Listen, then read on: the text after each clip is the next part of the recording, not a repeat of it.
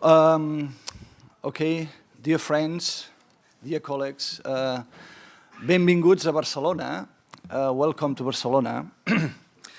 I am Albert Preses Puig, and together with Xavier Roquer, form part of the local committee for our conference. And in this sense, we hope that you are all arrived safely.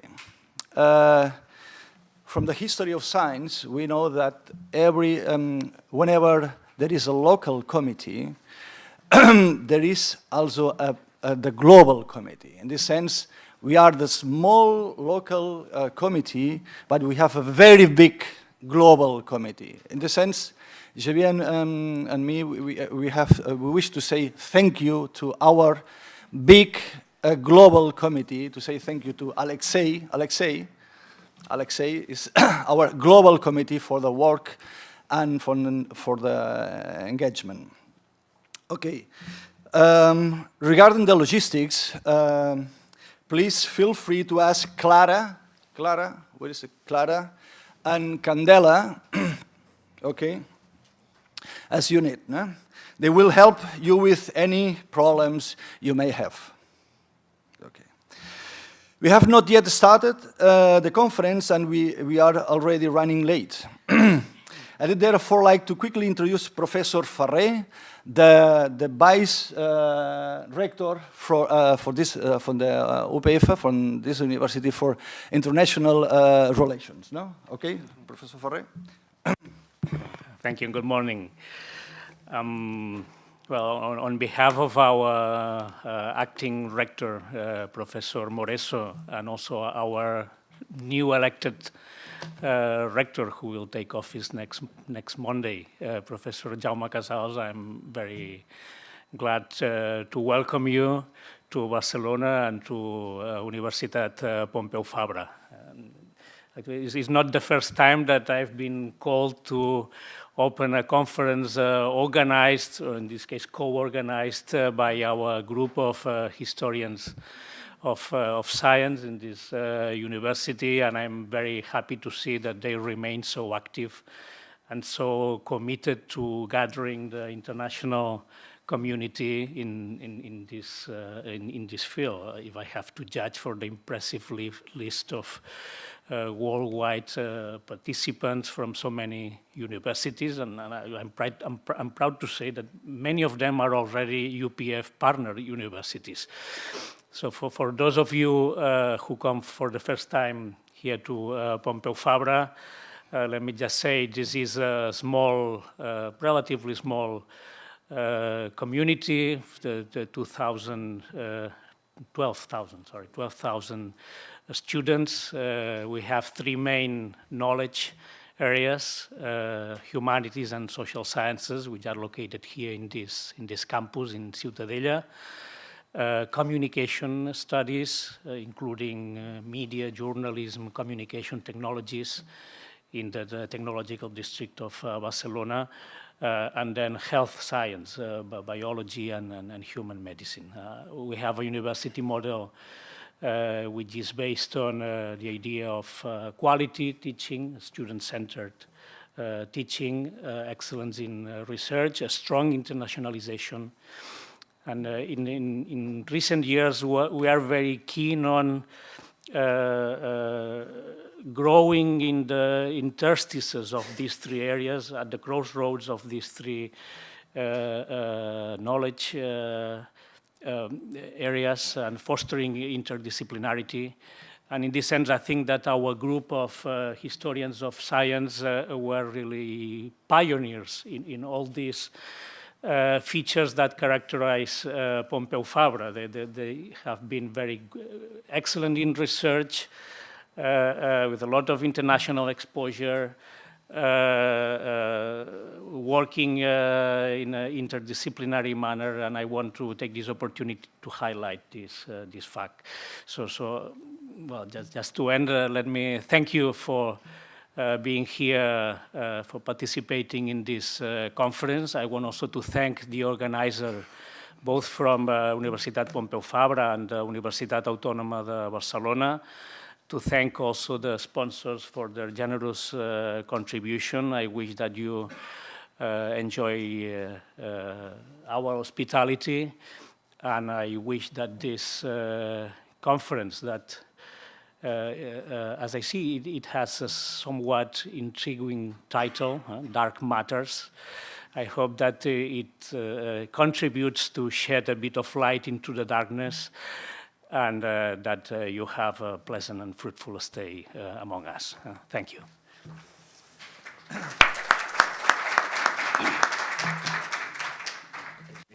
Gracias, gracias. Okay, and now it's time for Jessica. Okay, yeah, yes. Mm-hmm. Probably the best. It's, okay. Before you started, one thing. The speakers for tomorrow and Sunday, the license for the recording of and transmission of the talks, please. They are here. You have to sign it, né? Okay. That's. We need your agreement for the transmission. Okay, that they are here, né? Okay, good. With Jessica, please. That's, yes. All right. Anyway, thank you very much, and it's really a pleasure. It's a delight to see you all here and to finally see this come together and to embark upon the next 2.5 days of exploration and discussion.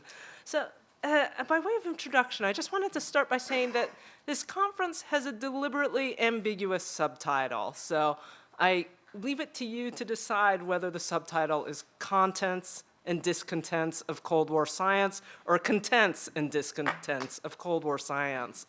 Personally, I like to think of the subtitle as a kind of quantum phenomenon that includes actually both possibilities at the same time.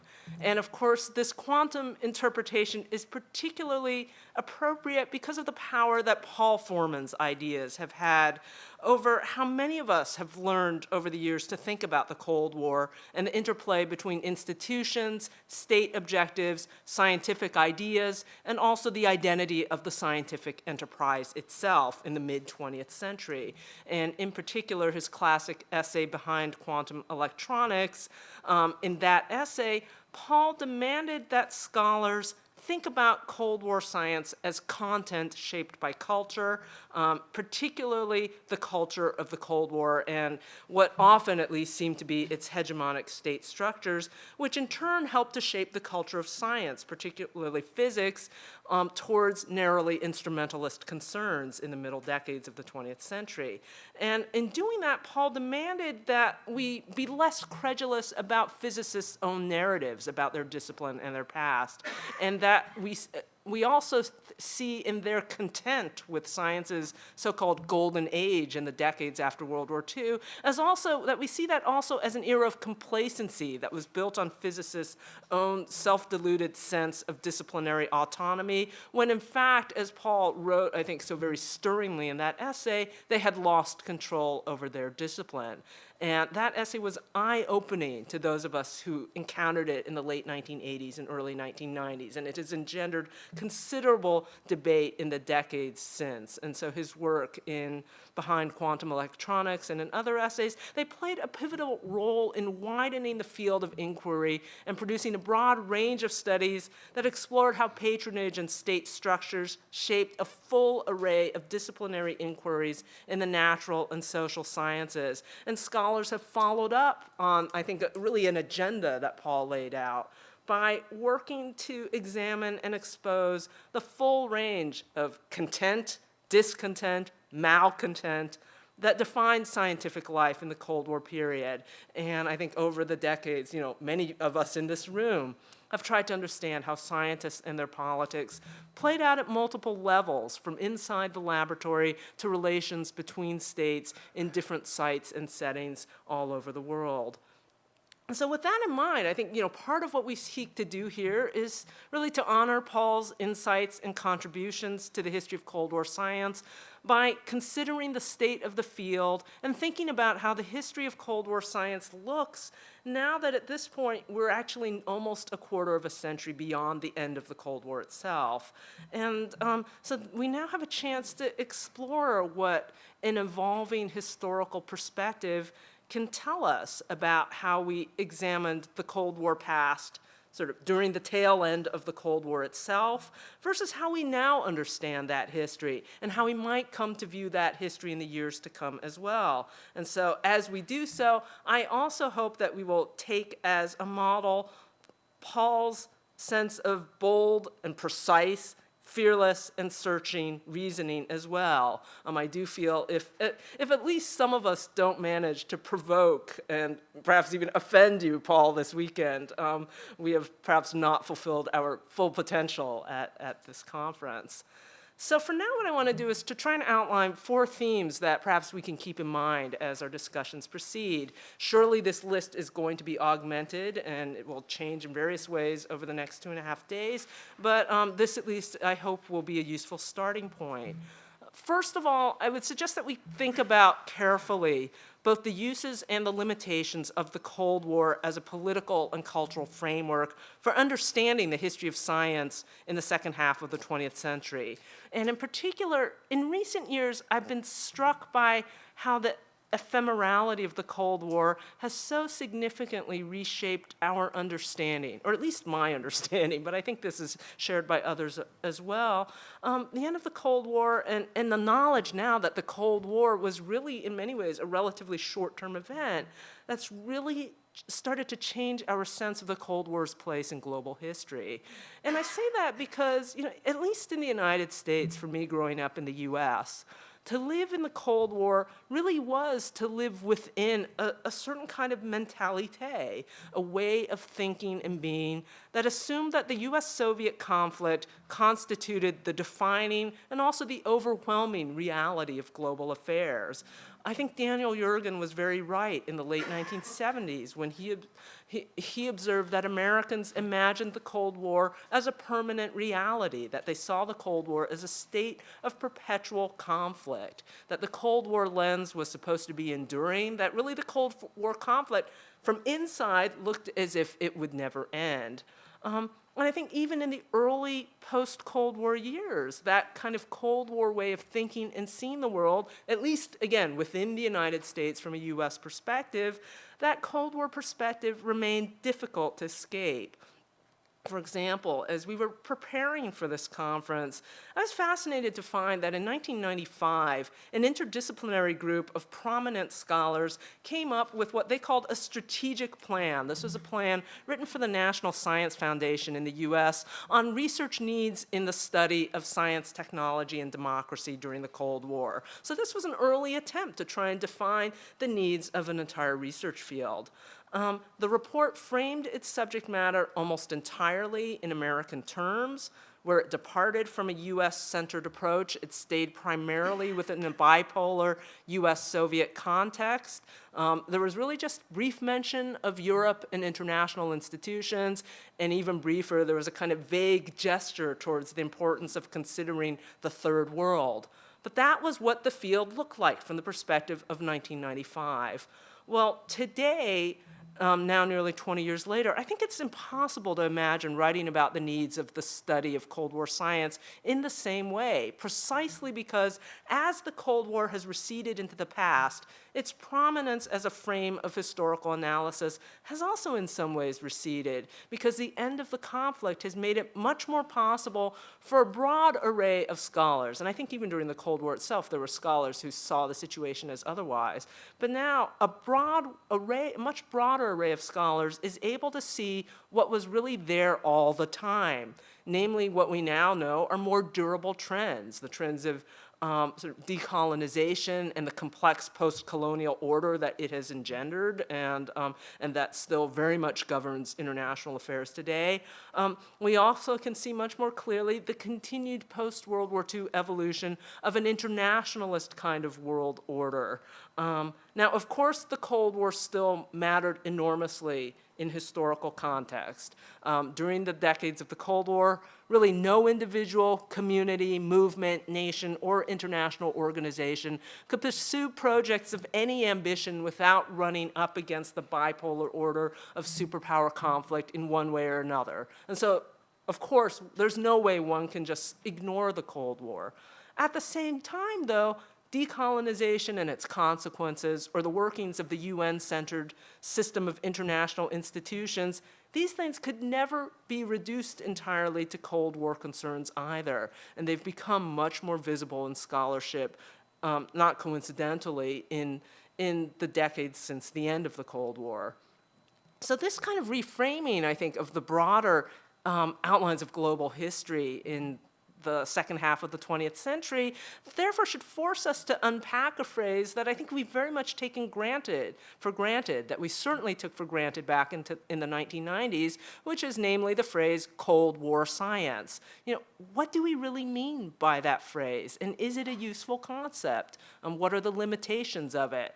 Does the term Cold War science, for example, actually end up reproducing the very hegemony of the Cold War concept that prevailed during the historical era as we were living it, and thereby does the idea of Cold War science reinforce the sort of blinders that we are in some ways hoping to escape as we gain the ability to look at the time period of the Cold War from a perspective well beyond the events themselves. And so I think the very category of the Cold War in some ways is, if not up for grabs entirely, at least in need of some rethinking and reassessment. Which leads to a second and related theme, namely that a broader global perspective offers one alternative or addition to the field, particularly given the international and transnational and globalized sensibility that's developed so rapidly in the years since the end of the Cold War. And I think, and I hope not to steal John Kriega's thunder here, but I can't resist noting that his draft paper for the conference, it notes a very intriguing observation by Christina Klein, that the Cold War was less an event in its own right and more, as she put it, a chapter in the ongoing process of globalization. And so already there's this effort to see the Cold War within a broader historical context. And then in addition, the history of science has also begun to incorporate the analytical vocabulary of a wide range of inquiries about empire, imperialism, colonialism, hegemony, Orientalism, subaltern studies, works on national identity, on internationalism, state formation, and state power, for example, that historians of science have been working very hard to integrate these kinds of broad themes into the study of 20th century science. And I think particularly in works on science in Asia, Latin America, and Africa that have begun to look at science at the interstices of the Cold War, nationalist projects, and international relations in non-US contexts. And I think these kinds of concerns have already begun to dramatically reshape studies of Cold War science, or science in the Cold War, which might be a preferable formulation. And as a part of that, for example, there's a strong and provocative literature that's been opening new questions about the Cold War construction of knowledge as related to modernization, development, and nation building, frequently from the perspective of postmodern and post-colonial critiques of knowledge.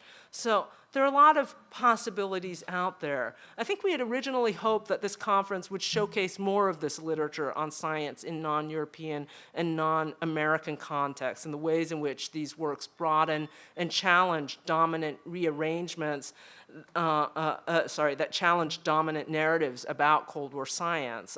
Unfortunately, the particular pattern of cancellations and rearrangements that occurred as we were as we were organizing, tended to militate against that aspiration. But I do hope as our discussion proceeds, we keep asking ourselves about the full global context and the highly varied settings of science during the Cold War years, particularly in Asia, Latin America, and Africa, because there is so much fascinating historical work that's being done in these areas, and so much more work remains as well.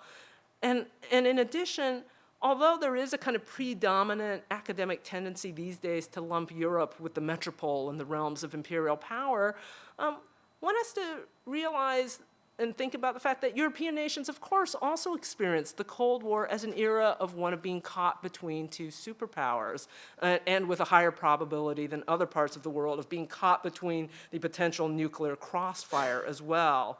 For some European states, of course, the feeling of subjection to the arbitrariness of great powers and their manipulation was nothing new. But for powers that were losing empires and status in international affairs, I think falling under American tutelage was a rather troubling turn of fate. So although American empire in Europe, or Soviet empire in Europe as well, although these arguably took rather different form from the contours of empire elsewhere, nonetheless, if we start to think in that direction, perhaps we might consider how post-colonial perspectives could usefully enhance our understandings of science in European contexts during the Cold War. And then thirdly, I think the history of internationalism and international organizations also offers ample possibilities for looking at the place of science either in the agencies of the United Nations or in other international organizations, that these constituted important sites for the encounter between scientific knowledge and political power during the Cold War era. And some of the papers this weekend will speak to this aspect of science during the Cold War era. Other papers, I think, will also lead us to ask how and whether, say, NATO or other collective security arrangements fit into or differ from this framework. And this history also offers opportunities for rethinking the nature of the of the international in mid to late 20th century scientific identity as well. Because it struck me over the last several years that in the middle decades of the 20th century, scientists constantly touted the international character of their enterprise. They portrayed the distinctiveness of science as in part rooted in its international character, and I think they often spoke about internationalism in a way that really suggested that somehow scientists had invented the concept. Of course, there were a lot of international institutions and international efforts and debates over internationalist forms of belief from the late 19th century onwards. This was not just the province of scientists. And I think the patchwork of international and non-governmental organizations really has come to claim a space and play wide-ranging roles in international affairs. And that, I think, makes more clear the complex intellectual, political, and institutional environment in which scientists' relations across national boundaries operated. So another thing we might think about is also how the broader scholarship on internationalism and international organization helps to reshape how we might think about the international character of science itself, again, rather than just accepting scientists' own narratives about this phenomenon. And that brings me to my final theme, which I think comes full circle to the Formanesque concerns, if I can use Formanesque as a word now. The Formanesque concerns that have animated so much of the scholarship over the past 25 years or so. Namely that the history of Cold War science, or science in the Cold War, or science beyond the Cold War, these are all possible ways of framing the time period. That history, it also asks deep and probing questions about the scientists themselves, their social and political roles, and their own self-fashioning. I think we've learned a great deal over the years about the political identities of scientists and engineers, their moral quandaries, the political divides within the scientific community, and sometimes those divides were extremely bitter. We've also learned much about the fates of dissenters.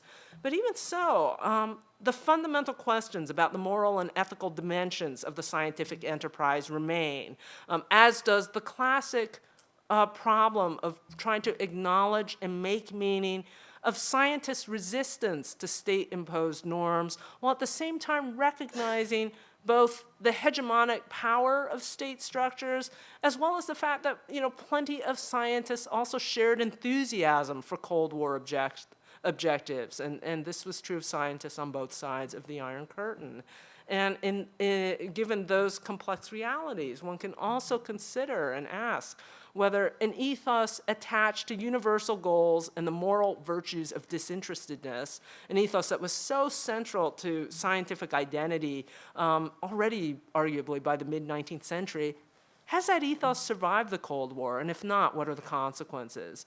Did the post-World War II mantra of science instead as a form of fun, did that allow disengagement from the troubling realities of Cold War science, as Paul once suggested in an extremely intriguing essay? Or did that mantra of science as fun in some ways directly challenge the instrumentalism of science in the Cold War era? How did the Cold War contribute to the competing visions around the world that shaped scientific identity, scientific self-fashioning, and the relationship to practice? And then finally, how and why has the public authority of science itself shifted from its early post-World War II heyday to its reduced prestige and more workaday status today, a status that, at least if it doesn't prevail everywhere, it does in many sites around the world, in places where science once signaled power and progress and somehow now seems to signal far reduced ambition. So with that, I hope that's useful fruit for thought, and let's see how we proceed over the next 2.5 days. Thank you.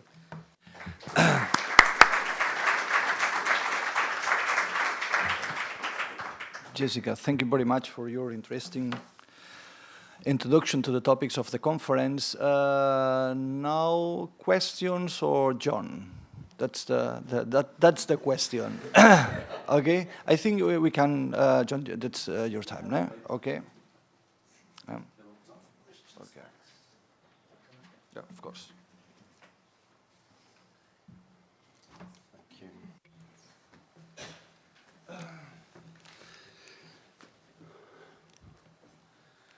Good morning. Let me begin by thanking Alexi, Jessica, and Albert for putting together this wonderful conference with such an enormously rich...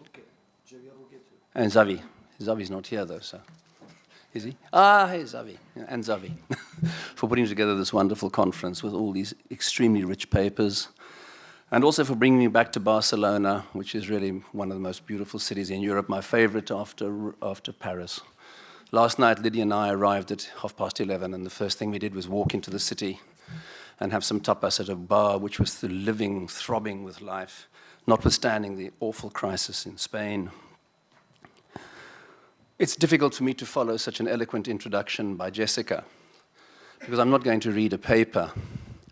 I've distributed a paper, and this paper has been also distributed 3 or 4 weeks ago to Paul himself, and it was mangled. I mean, literally mangled. It's emerged from this mangling, bruised but not broken.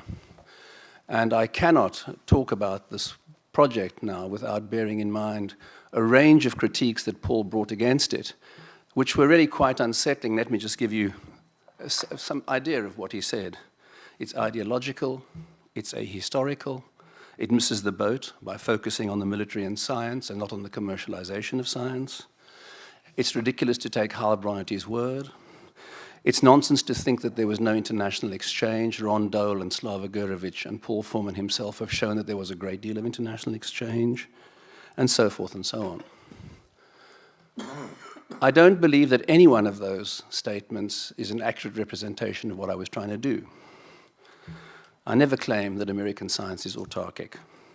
I never deny that American scientists actually collaborated transnationally. I have no intention of focusing on the military and science, and I emphatically reject any idea that the most marked feature of science today, or as Paul would say, in the postmodern period, is commercialization. I think many other things are happening, and some of those things I think are happening that I describe in the paper. But I can't, of course, how can I, not imagine that many people read this paper in the way that Paul read it. And I have to bear that in mind as I move forward. And so rather than reread the paper or even try to summarize the paper, I want to try to explain what I'm trying to do here and why I'm trying to do it. And that will not take 40 minutes. That won't be a full paper. Paul can have an opportunity to come back, and everyone too, at some of the things I say. This paper is embedded in a very broad and ridiculously ambitious project which has two main objectives. Firstly, it is to put the history of science and technology in dialogue with history as such, in particular with a large number of debates occurring inside the American historical community. Those debates, and the community in general, those debates concern issues like transnationalism and globalization. And I think it's really sad that historians of science and technology are not in conversation sufficiently with this group of people. I personally am a member of SHAFA, the Society of Historians of American Foreign Relations. They are crying out for inputs from us. They actually read our work far more than we read theirs. And I think it's time for us to begin to think about how we can build bridges with other parts of the academic community. We need also, of course, to insist on outreach and that sort of thing, but I think it's also important for us to speak to others in our field, in academia, because I think we have something extremely important to contribute, and they, I think, would love us to do so. The second thing that has affected me, this paper, deeply, is an awareness of the radical transformations occurring in the practice, some kinds of transformations occurring in the practice of science today, science and engineering research. By that I mean that what is emerging as increasingly significant at my institution, where I have now a grant to study its implementation, but throughout the United States and elsewhere, is a new way of regulating the transmission of scientific knowledge. This is not new, but it is being implemented with increasing determination. It's a legacy of the Cold War. It has got extremely important bite because of the fear of the rise of China to dominance. And it basically has as its objective not simply the regulation of classified knowledge, which is already regulated. It does not carve up the field of knowledge between knowledge which is classified and knowledge which circulates freely.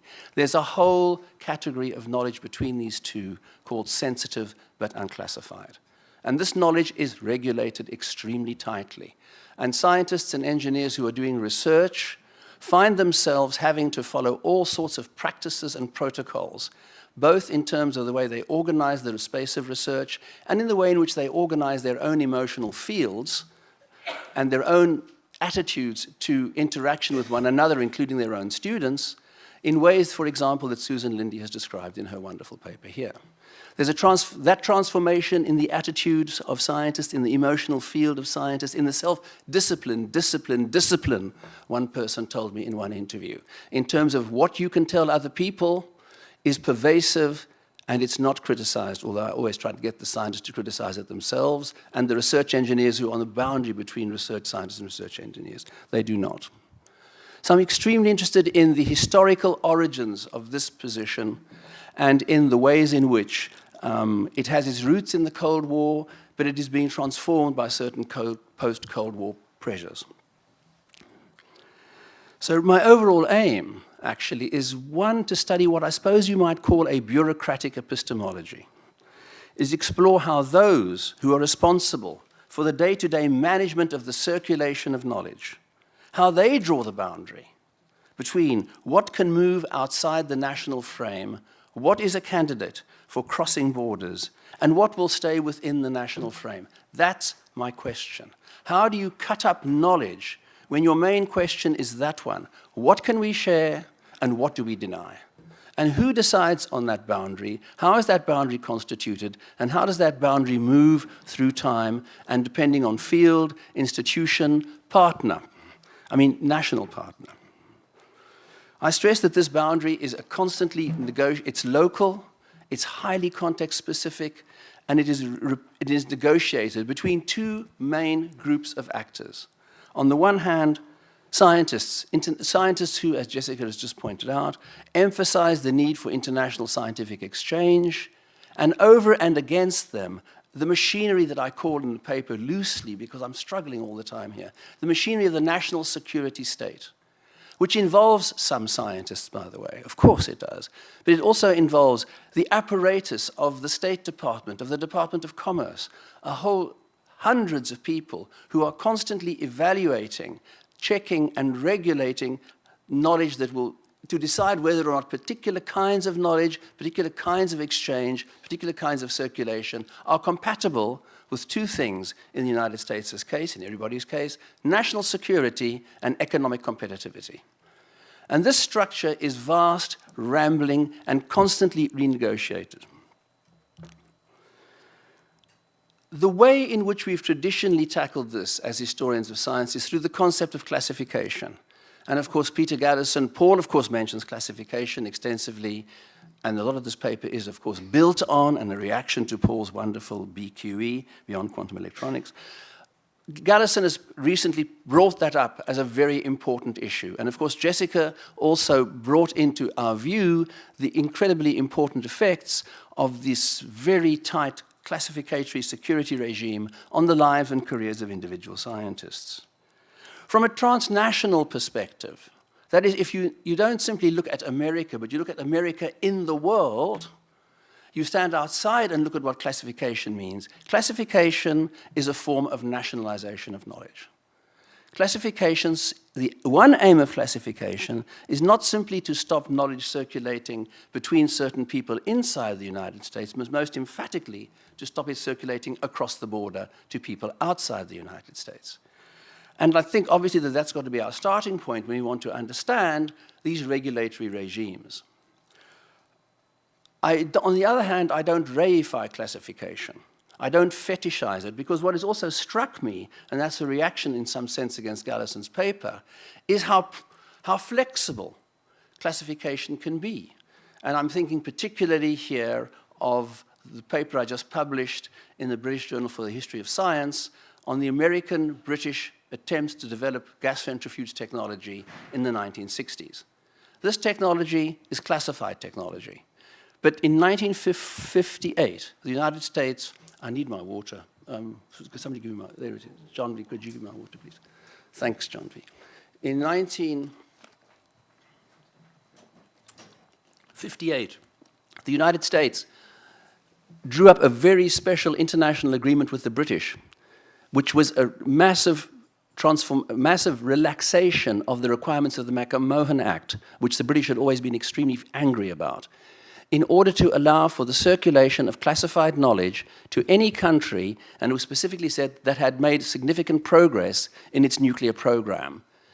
It's typical of this kind of question of who can we share knowledge and who can we deny it to, is that you pick one partner, this who is specifically intended to share classified information with the British. It was specifically a response to the fact that the British had made a great deal of progress on the development of their hydrogen weapons.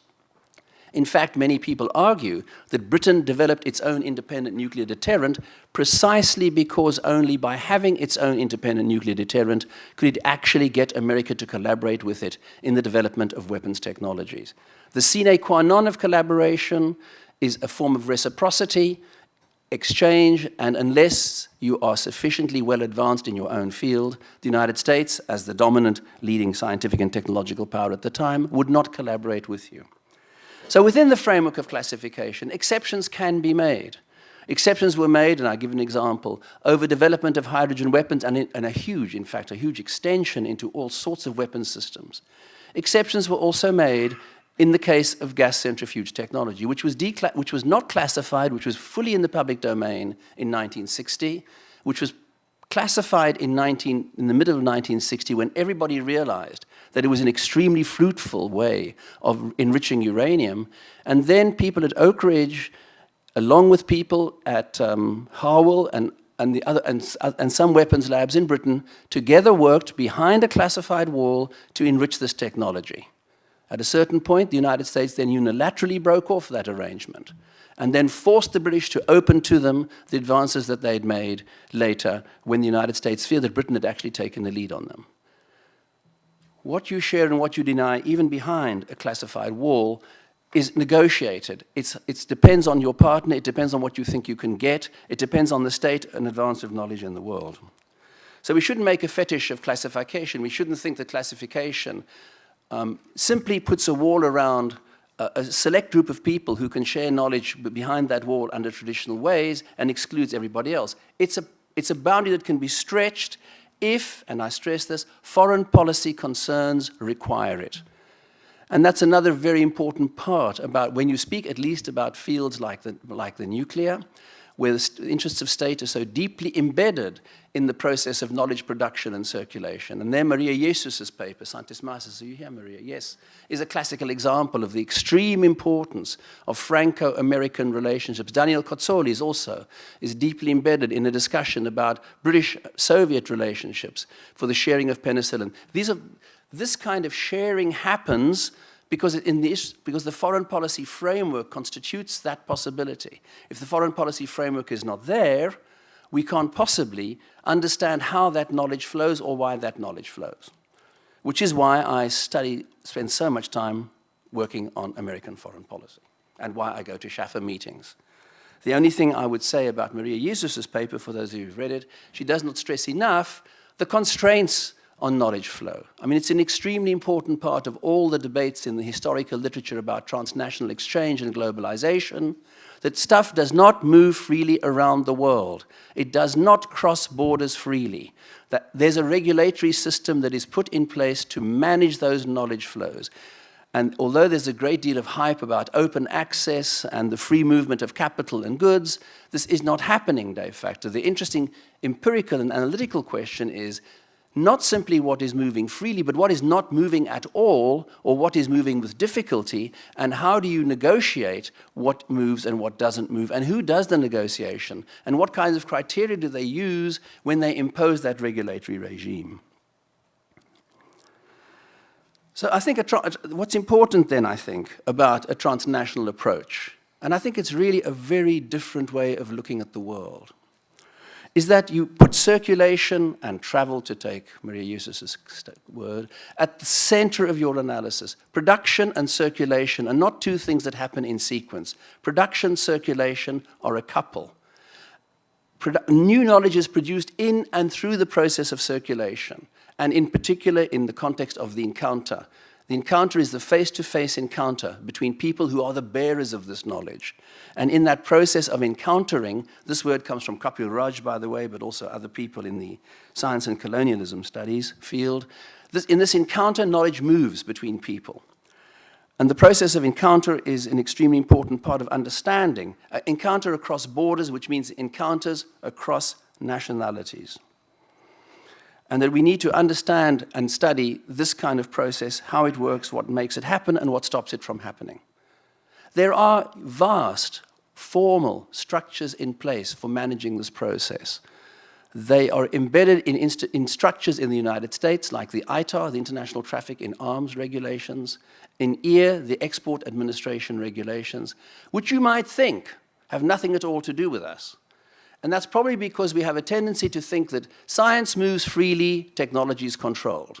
Or basic science moves freely, applied science is controlled because it touches on national interest. The people who manage these knowledge flows transnationally do not have any interest in these distinctions, none whatsoever. These are simply benchmarks, or they make sense to them in some vague sort of way, but they can absolutely regulate the flow of basic knowledge if they think it's necessary. They can certainly allow applied knowledge to circulate quite freely if they don't think it matters. They take a decision on the basis of a very concrete situation in which they feel that it is that national security and economic competitiveness is not outweighed by the risks of sharing that knowledge with others. They yield to the pressure to put knowledge in the public domain because they feel that there's no danger to it. They don't worry too much about precisely whether it's basic or applied or a product. They'll give an inertial guidance system to Germany if they think that that's not going to harm America's lead in rocket technology. They will share applied knowledge on, say, quantum security, if they believe that that will enhance America's capacity to develop better systems of control, and yeah, there's a huge debate about the control of knowledge transfers through things like the Wi-Fi. So we must break away from sharp distinctions when we take a transnational perspective between classified and unclassified, and understand that, yes, some classified knowledge does flow across borders and is shared, and why is it shared, and with whom is it shared? We must break away from any kind of basic applied distinction, which Paul told us to do long ago, but which he did not like at all the way I did it in the paper. Our main question must be, who is sharing what with who is denying what to who, and why? Our main attempt is to understand how these flows are managed and the infrastructures and instruments that are put in place to manage it. And our main question should not necessarily be, and our main understanding should not necessarily be, and our main starting point should not be, that the most important feature of science today is the commercialization of research. I think I should say a word about that, because I was so shocked, so taken aback by this remark by Paul, that I did some research in my own institution as to the commercialization of research, and some research as to what's happening in the field. And I only have a couple of markers, so I'll just say 3 quick things, since that is an issue for some people, perhaps. Firstly, the commercialization of research is particularly important in biotechnology and medicine. It's not particularly important in many other fields. It is far less important. At my institution, I interviewed the person yesterday over the phone about the question of intellectual property and the ways in which constraints on intellectual property are instruments of regulation of the flow of knowledge across borders. She said to me, the most important point at which we transfer technology is on the day we graduate our students. And the intellectual property that they have is intellectual property that is in their heads.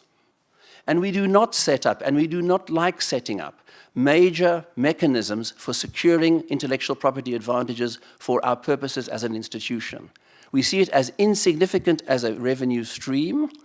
We know that firms no longer want to deal with us if we're too strict about intellectual property. For us, intellectual property is a public good which we as a research institute put out regularly in the public domain. It's not something that we control, and it's certainly not something which we think we can use to raise revenue for the institution. In fact, research engineer after research engineer that I interview stress again and again their aim is to educate students, to circulate knowledge freely as much as best they can within the huge regulatory system in which they work. So what I want to say in one word, the key question for transnational science and technology, I think, a study of the transnational study, is summed up in a very important report published by the national academies. It's balancing scientific openness against national security. That is the issue that we, I think, when we study transnational science and the movements of transnational science, need to bear in mind. And this is not something that simply impinges on sensitive knowledges like you have in the nuclear field. It's extremely broad, and it touches multiple domains of science. It touches simple things like a diagnostic tool for studying the capacity of materials to survive at high temperatures, for example.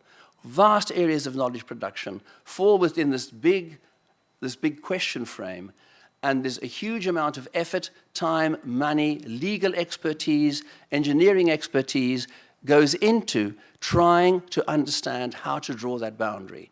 And enrolled in that process is the State Department in the United States, the Bureau of Commerce, the weapons laboratories, a whole group of lawyers at my institution that are concerned with figuring out what Georgia Tech and many other institutions can share and what they can deny. That's where I'm coming from, and I hope you found the paper reasonably convincing, notwithstanding that rather narrow perspective. Thank you.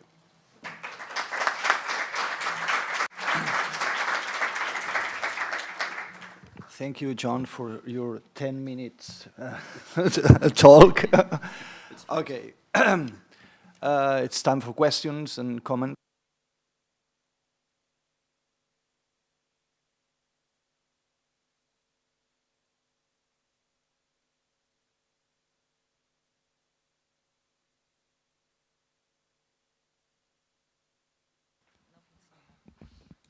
Hola. Sí. I'm Dieter Hoffmann from the Max Planck Institute in Berlin.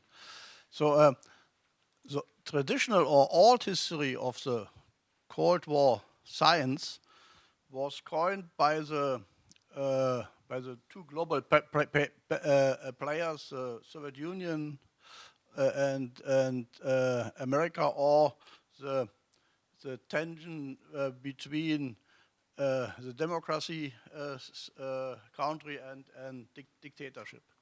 And in your approach, how is this difference between an dictatorship and democratic society rooted?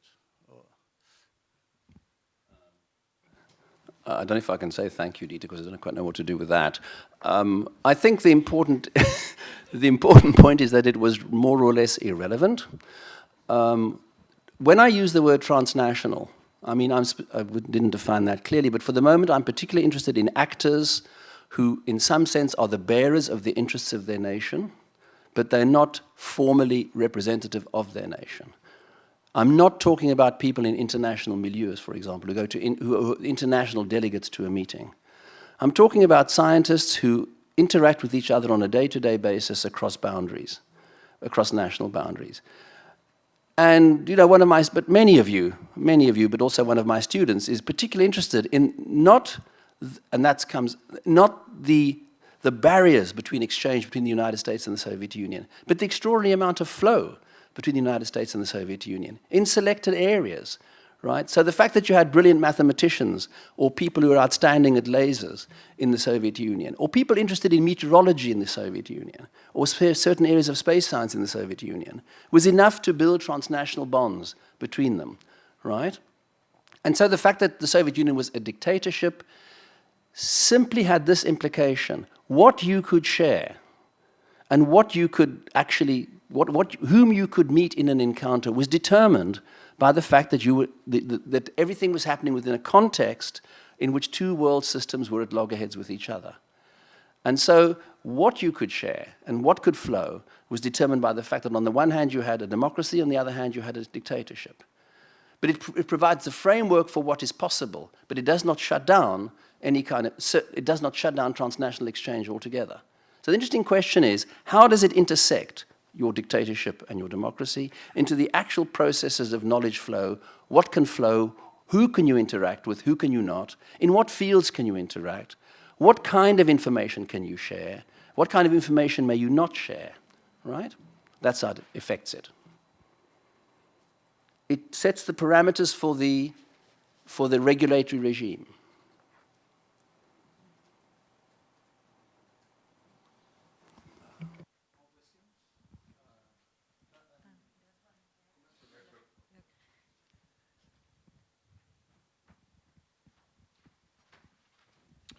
I'm David Hounshell from Carnegie Mellon University in Pittsburgh. John, you referenced the National Academy of Science study. If I read your notes correctly, that's a 1999 study. A lot has changed since 1999 in the world.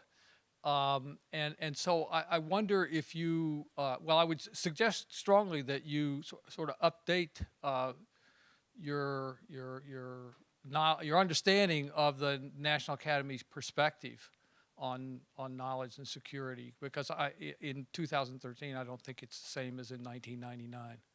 I think the 1999 still is very reflective of as Jessica indicated in her opening comments, of a sort of immediate post-war milieu. And I think the tendency now, while we're still concerned with national security and the context of competitiveness, I think the parameters of knowledge exchange have changed. Thank you, David. Well, I only cite one National Academy report. There were a whole string of them after that, which I don't cite and which I've studied. And I totally disagree with you. What is interesting to me is the National Academy is no longer studying this question with the same energy and enthusiasm that it did. It brought out a stream of reports beginning with that one, followed by a lot dealing with the constraints, which is how I've got into this thing, in collaboration in space science. I mean, space science being big missions like Cassini-Huygens, right? And there was an outcry, there was an outpouring of anger and resentment by the scientific and engineering community about the constraints which were being imposed on international exchange in things like Cassini-Huygens. Which was a big satellite, a joint project between the Jet Propulsion Laboratory at Caltech and a bunch of European institutions.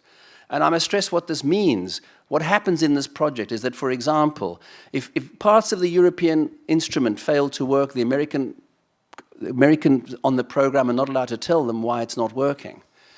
If there is a meeting in which they discuss parts of the American instrument on the scientific satellite, the Europeans are asked to leave the room. There are certain questions which are not, you may not ask when there are foreign nationals in the room, because that would be giving them what is called a defense service, providing with them sensitive, because all satellites are now regarded as essentially defense instruments. So the first thing to note is that there are many more, and I have studied many more. The second thing to note is that the debate has stopped. And the third thing is to note is that the debate has stopped because, at least if I take truly my engineers that I interview, they've given up. It's what Jessica speaks of. They've simply resigned themselves to the fact that this machinery will be put in place and that they have to respect it in order to continue to do their work. And what has really happened, and this is since 95, 99, moving now, what has really happened is the penalties for violating, for sharing knowledge which is judged to be sensitive, not classified, I stress again and again. Classification is not on the map, are so extremely high that nobody wants to take the risk. 10 years in jail and $1 million fine, and above all, no further contracts from the sponsoring agency. In other words, if you're working on a DARPA contract, for example, which, by the way, many people find very open to a large degree of knowledge sharing, certainly compatible with training graduate students from China, Iran, India, above all China and Iran. You can train, you can have graduate students from Iran and China working on DARPA contracts. So they're relatively flexible about these things. But when you move into areas which they regard as sensitive, and you share that knowledge with someone from China or Iran, the sanctions are enormous. And so what has happened is that the shift has moved away from the Soviet Union to China. That's really significantly clear and obvious. And of course, this all began with this force in the 80s, when there was an outcry in the United States under the Reagan administration about universities being sieves in the post-détente period, being sieves in which knowledge was just pouring into the Soviet Union, and the Soviets were simply hoovering up every kind of knowledge which they could get. And universities were accused of being extremely lax and loose about the ways in which they decided what they could give away and what they couldn't. That battle was won in the 90s against enormous pressures and sanctions. The battle has been lost, David. That's what I believe, from the people I interview. And what is more, they've assumed all the attitudes that Susan explains as the normal way to behave now. That's become ingrained in them, even when they talk to their students, even when they have visitors through their labs. There's a huge degree of automatic self-censorship, and I can't get them to even begin to criticize that. They just say, that's the way it is. We need these grants. We can only survive on these grants. The conditions for getting the grants are degrees of self-censorship.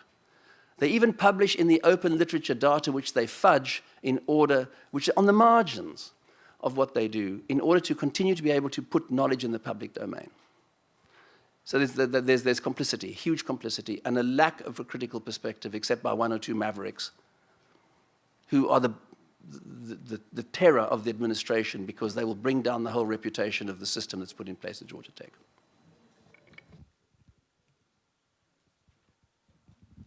Thanks. I'm Trevor Barnes from the University of British Columbia.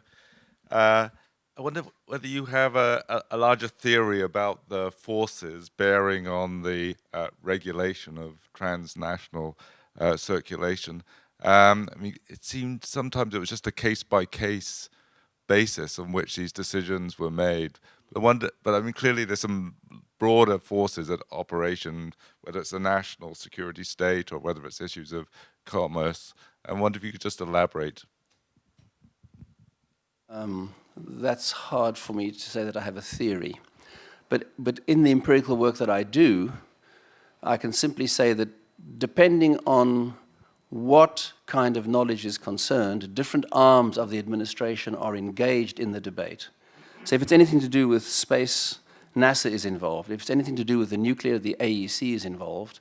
And what the standard strategy is that at a certain point, NASA will say, the constraints on the sharing of space knowledge and space science and technology with our foreign partners, above all the Europeans, are too restrictive. We've got a number of directives which come down from the above, often in national security directives from the president himself, which constrain what we can share with who. These are becoming burdens on us. We need to relax these. And immediately what happens is that an interagency group is established to discuss this. And then certain kinds of efforts are made, and it's a very tough battle inside the American administration between the DoD, the national security advisors, people like Walt Rostow, for example, Charles Johnson in the administration, Johnson administration, people in the Office of Telecommunications Policy when it comes to space science and technology because of telecommunications matter, NASA, the DoD, a large number of actors come together to decide what they can reasonably now share with others. And when new projects are started, like the space shuttle, with all the science and technology that goes into that, they might say a priori, this device will not be classified, but that doesn't mean to say that it will not be regulated. Another set of rules which are not made up on the trot, but which are very sensitive to what do we know already, what do other people know. If they need, shall we say, rocket fuel, if we don't give it to them, will they get it from the Soviets? It's better for us to give it to them, even though we have a strong tendency not to share rocket fuel or the knowledge of how to manufacture rocket fuel with them. We'll still share it with them because otherwise they're going to go to the Soviets, and we don't want them working with the Soviets. We'd rather they worked with us. So it's really a complex cocktail, depending on the situation. It's very much case by case in a way.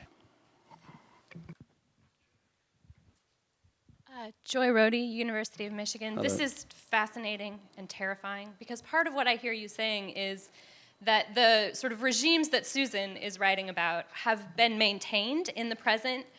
And so what I want to ask you is, with these bureaucratic regulatory regimes, are they also very similar today to what we saw in the Cold War? In a sense, I mean, was the Cold War so short that these regulatory regimes are maintained, or have we moved away from those?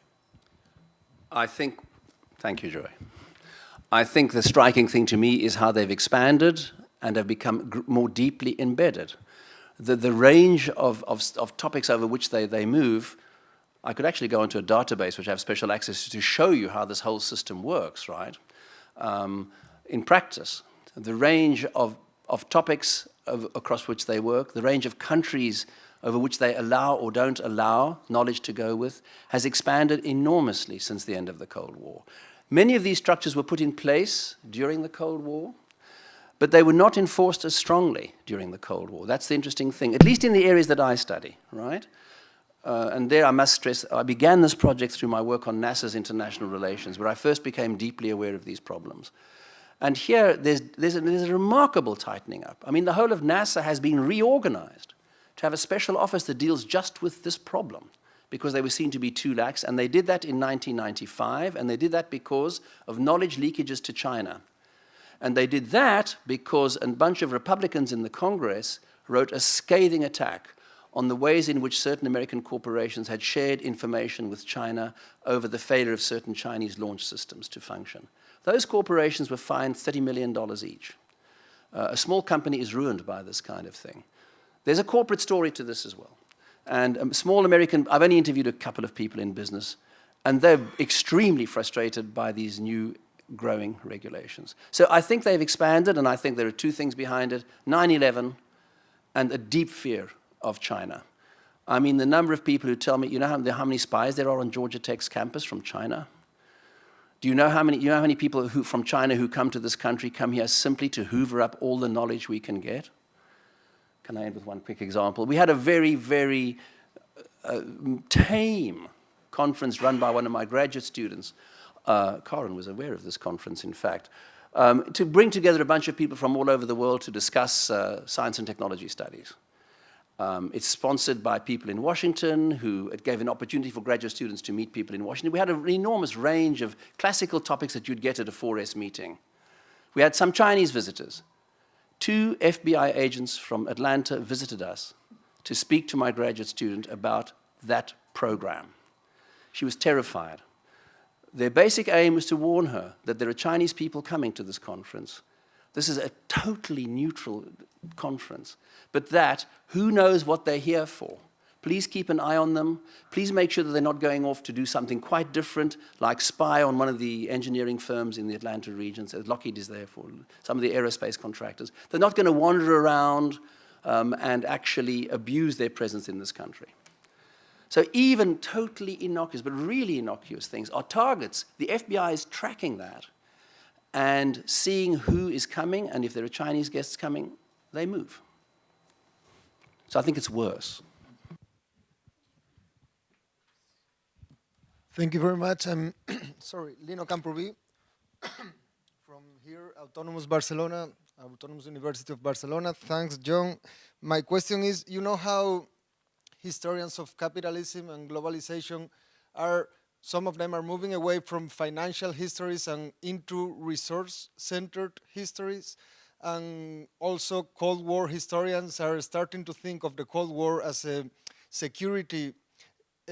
resource security war. So national security as linked to resources. So my question is, are you paying attention to the relationship between intellectual property and ownership of resources? How knowing about resources makes ownership of resources easier in the context of the Cold War and international relationships?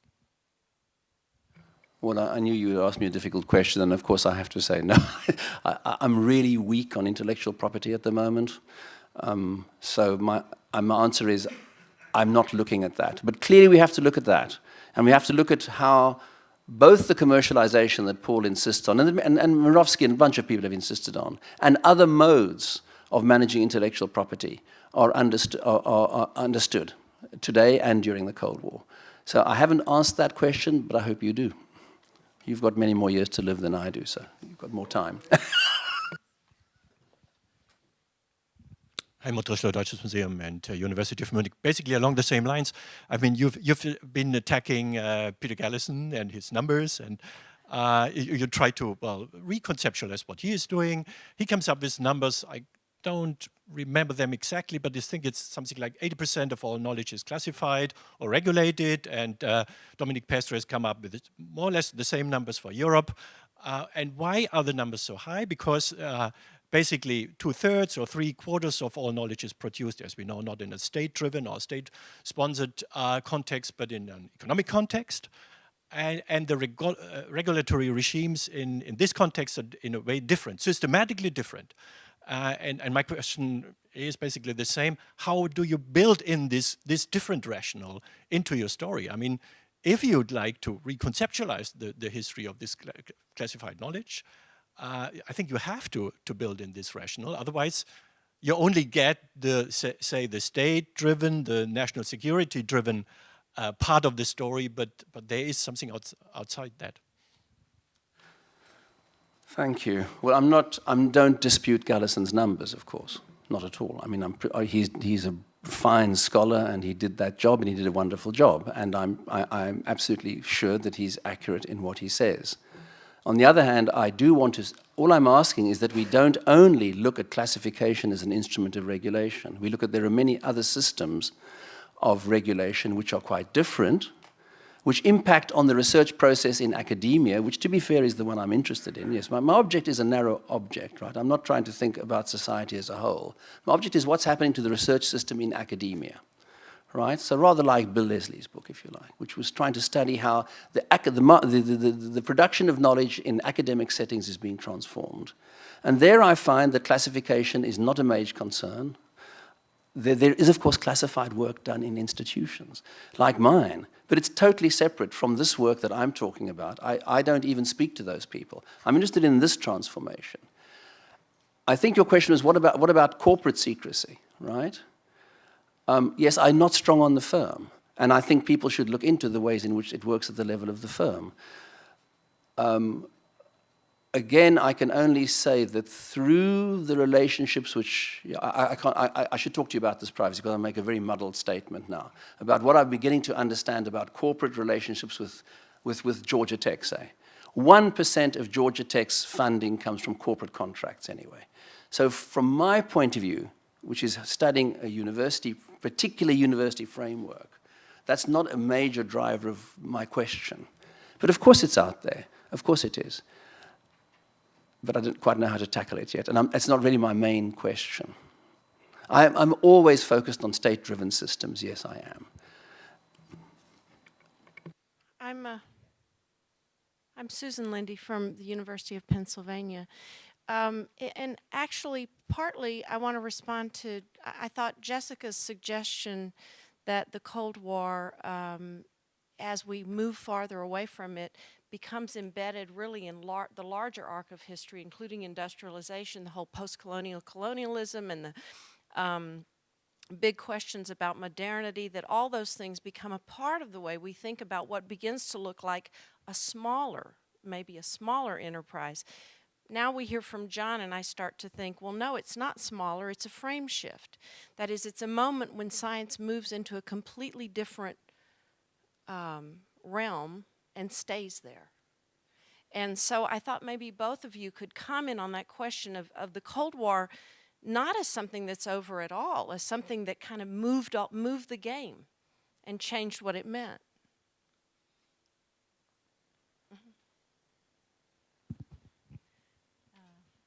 In regard to this, okay. Actually, that question speaks also to one of the thoughts I had in response to John's presentation, which is, if we want to think about a kind of larger historical arc here and sort of what remains of the Cold War, even though the conflict itself ended, I mean, I think one of the things your work points to, John, is the ways in which the idea of national security, which really didn't exist before World War II. National security was a creation of World War II that became institutionalized in the Cold War, and that created, you know, a whole way of life and thinking such that, and that is what persists in the post-Cold War age, is that notion of national security and the whole apparatus of things that have to happen if, you know, the nation is to be safe. And I think what strikes me along those lines is also the ways in which all manner of things, you know, poverty, climate change, global food supply, that has all in recent years been reconceptualized from as issues of security. You know, people use the phrase food security now. We once thought about these issues as sort of human issues and issues of basic justice, and now they've all been reconceptualized as security issues. And so I think that's what John's work very much speaks to. And the other thing that I think might help you frame this more clearly, John, is to distinguish more clearly between your specific interest, which is not just the university, but it is forms of regulation of knowledge that are aimed specifically at the movement of knowledge across national boundaries. Because that's the difference between what you're trying to look at and what industry and the whole regime of intellectual property does, which that's a regime that impedes movement not just across national boundaries, but within societies as well. And I think that's the distinction here. Well, thank you, Jessica, for saving me. I panicked for a moment, so I withdrew to a minimalist position. But yes, of course, that's what I'm interested in. And yes, I think, Susan, Jessica's hit it on the nail. I mean, first of all, the place of science, the relationship between science, technology, and the state is transformed after 1945. But then it's given a particular twist by virtue of the competition with the Soviet Union, on the one hand, and the need to build up alliances with several countries, above all Western Europe, because they can bring something to the table. And of course, other emerging powers as their capacity rises. So you have to face, the United States faces a number of contexts in which it needs not simply to deny, but also to share knowledge, but in very calibrated ways. And the machinery is put in place for that. These regulations that I study were put in place in the 50s and 60s. But what has happened, I stress, is that they have become more strongly enforced and enforced with more determination. And just again, you know, what was it doing to people? What is it, to pick on Susan's point, what is it doing to the guys that I interview? Many of them think the whole thing is ridiculous.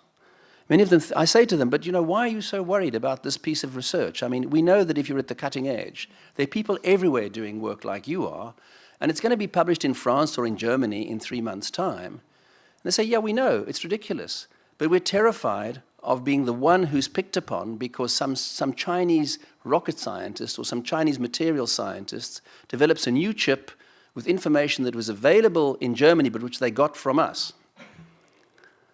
Because then we could lose our jobs, we could be fined, and of course we will get no further contracts from whoever financed that research. And we thrive. Georgia Tech's 65% of its budget is external contracts from the federal government and industry. So they cannot, the state provides only 20% of the budget, although it's a state university. This is true of all big American universities today. So they're very nervous about losing the contractual support that they need to train their graduate students. And so they're increasingly nervous about making mistakes. But they realize that it's a farce to some extent. But they will not, they realize it's a farce off the tape, but on the tape they say it's imperative. They live in a schizophrenic world.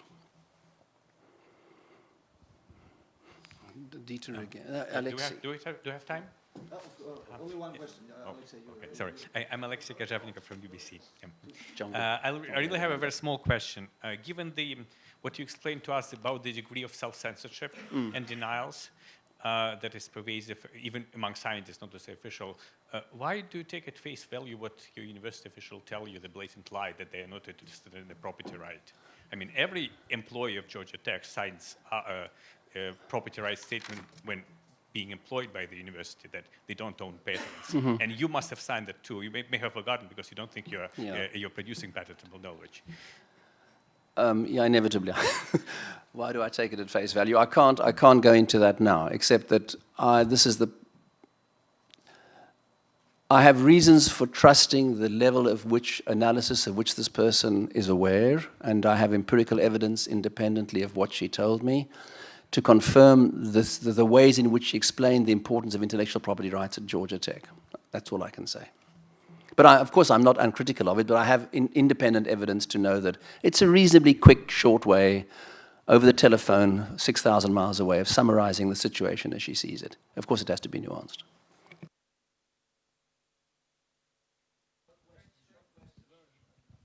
Do you want to go first? A very short question. Since I'm a little bit confused, I came from Europe and in particular from Berlin. And for me, in 1990, was the Cold War over? But you were mostly speaking about the 1990s. And so, what you mean with Cold War? The Cold War, as we understood it, is over the structures, the bureaucratic structures, and some of the mentalité, to use Jessica's word, that became institutionalized during the Cold War have persisted. And if anything, after 9/11, and with the emergence of China as a major threat to American power, they've become more deeply entrenched. They've become refashioned and adapted to a new global context, in which the threat is no longer communism as such, but China. Just a small observation on, oh, sorry. Is it on? Yeah. I'm Janvi Falke, teacher at King's College London. Just a small observation on the place of the corporation or industry. And this is something we've discussed in detail just before Atoms for Peace, for example. So, I mean, the first thing to say is that corporations are, of course, as you will agree, a part of the larger regulatory regime. Right? I mean, the corporation is equally a part of how things are regulated. The academia is regulated, as are corporations. And just to footnote that, just before Atoms for Peace, there's a huge mobilization on part of industry, telling the state, we have now worked a lot, put a lot of money and investment into developing reactors. these have to be commercialized, these have to be sold. And as a part of seeking an international market, which tied in with security interests of the Americans at that point of time, Atoms for Peace was held in Geneva. I mean, the centerpiece being this wonderful reactor. So I think that there are places precisely where you I mean, you've written about this. So there are places where these. Oh, sorry, fine. So there are places where among the various agencies that converge, the corporates also converge. And there are parts where they, of course, might diverge. So. Corporations are major actors pushing back against this regulatory system if they feel it will cause them to lose markets. And the classical example is the one that John V. mentioned. And why did they manage to force a transformation of the McMahon Act? Because it looked as though the British were going to take over the world market, or perhaps the Soviets, but the Soviets of nuclear power plants in the 1950s. And that's how they forced it open. That's how they forced the revisions of the McMahon Act in 54 and made Atoms for Peace possible. So corporations are actors along with scientists. I should have said that more clearly before. Thanks, John V. John, thank you very much for your presentation and you for the questions. Now we have 10 minutes for a coffee break here. And please don't forget the authorization for the online reproduction. Without authorization, there are not coffee, okay? Okay, thank you very much, John.